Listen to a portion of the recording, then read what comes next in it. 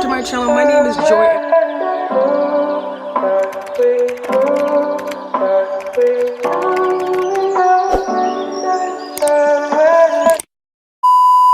Hey folks, my name is Joy and welcome to the channel. Today I'm going to be sharing with you some of my scholarship secrets. Before I get started, I just want to show you some of the scholarships I've actually won. You should see them pop up here. So what I'm going to share with you today is actually some of the questions I used when I was looking for scholarships that really helped me know which scholarships I would be successful in getting. But before I get started, go ahead and subscribe to the channel if you're new so you never miss any of my videos. Coming up, I'm going to be talking a lot about transferring, financial aid, how to get scholarships, what to do once you've been admitted to college, and those admissions letters should be coming out very soon. So my videos as of late will focus on that. And then if you appreciate the content, go ahead and hit that like button and show me some love. Alright, so today again I said I'm going to be talking about some of my scholarship secrets. The methods, questions I actually would ask myself to know if I would be a good fit for a scholarship. Because if you apply for 10 and you're not a good fit for any of them, you're gonna have a 0% success rate. But if you apply for 10 scholarships and you know you're a good fit for, very good fit for 7 of them, then you're more likely to get one of those 7 scholarships because you know you're a good fit for it and it works for you.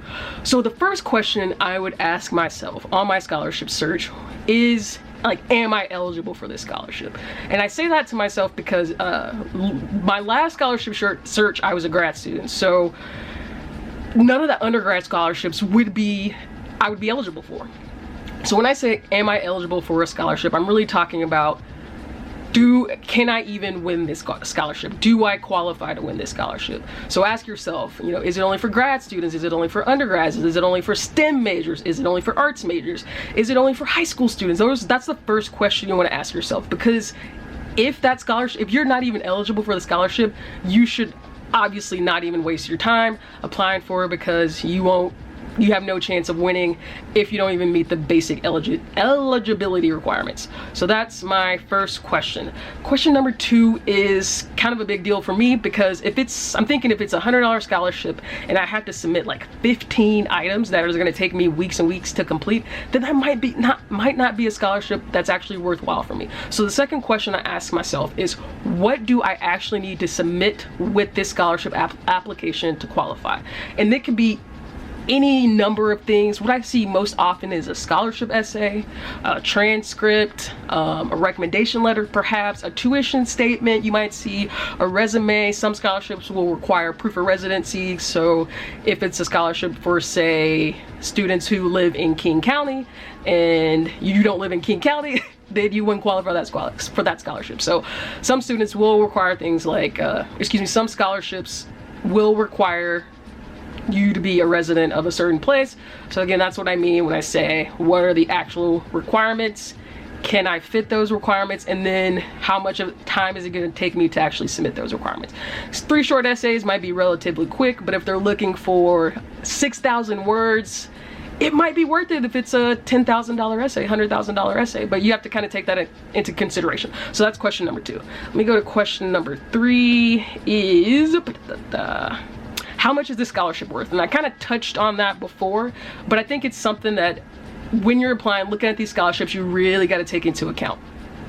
If your tuition is $10,000 a year, let's give it a nice round number, you're at a state school, and you have a scholarship, you're looking at a scholarship that's worth $125,000 and you can only use it for tuition, that might not be worth your while to apply for, since it way exceeds the amount of tuition you need, and it can only be applied to tuition.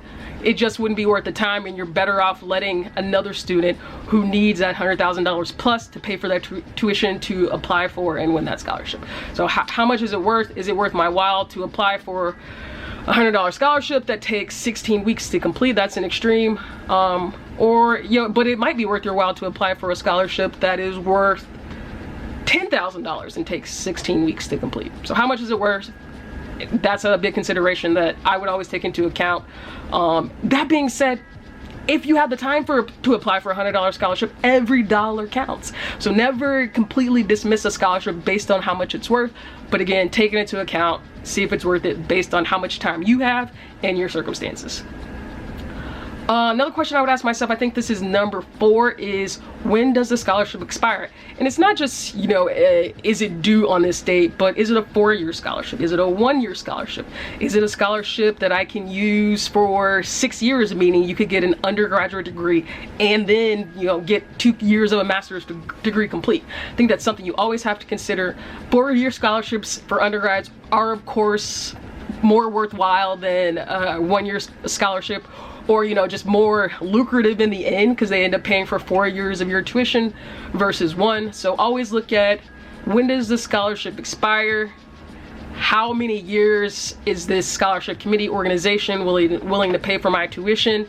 Something you should always note, because I would say this too. One thing I remember doing was, there was one scholarship that I had won from, I believe, the Women's Overseas Service League. I'm a veteran, so I applied for the Women's Overseas Service League scholarship and I won it, and I didn't realize it was a 2-year award. So I applied for the scholarship the first year of grad school, won it, got the money for the first year, and then I had to be reminded by the scholarship committee that there was a second year available if I wanted it.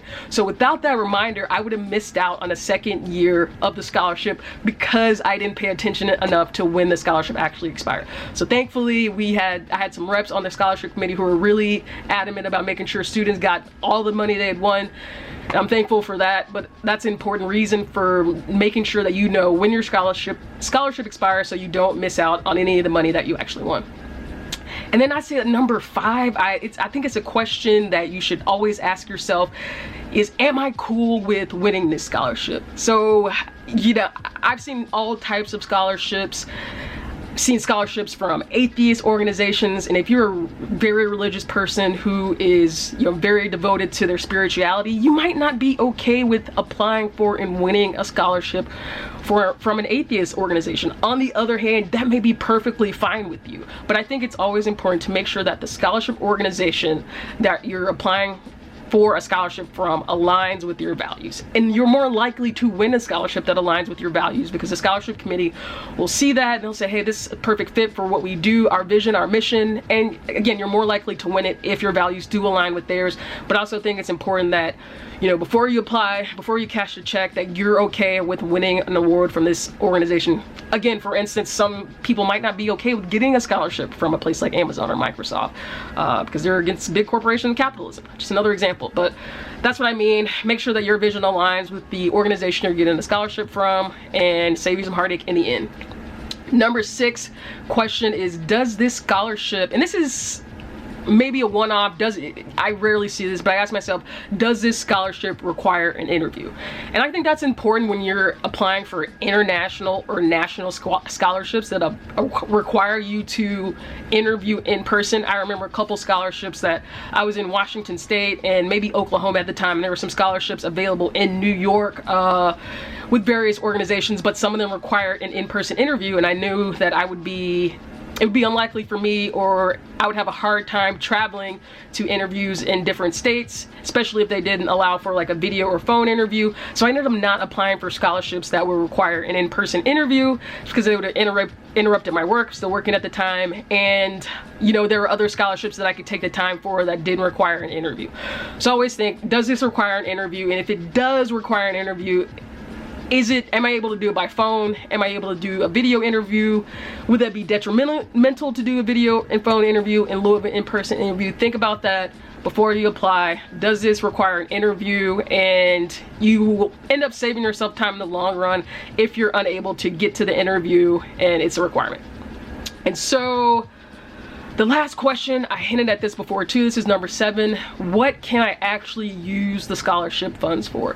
And that could be a host of things. I referred to tuition earlier, but I've seen scholarships that are only for room and board, or will cover living expenses, or they're only for tuition, or they're only for unmet need, so you'd have to use your government financial aid, any other private financial aid that you have, and then if you still had unmet need, then the scholarship will kick in.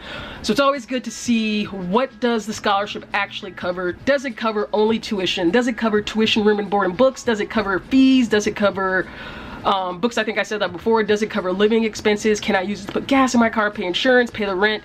It's all things to take into account. What does the scholarship actually cover? And then you have a better idea if it's a scholarship that's a good fit for you, if it's a scholarship that's worth your while, and if it's a scholarship that you want to apply for. Those are my 7 questions. Again, I showed you the scholarships that I've won before. That's just a little bit of them. This is the method I use. I'm sharing my secrets here because I think that there are lots of scholarships that go unclaimed. Fewer students apply for them than they have money to get out. So the more methods and techniques and questions I can share with you that help me be successful in my scholarship search, the more I will. But I appreciate y'all tuning in, and don't forget to like the video and subscribe to the channel, and I will talk to you next time. Bye.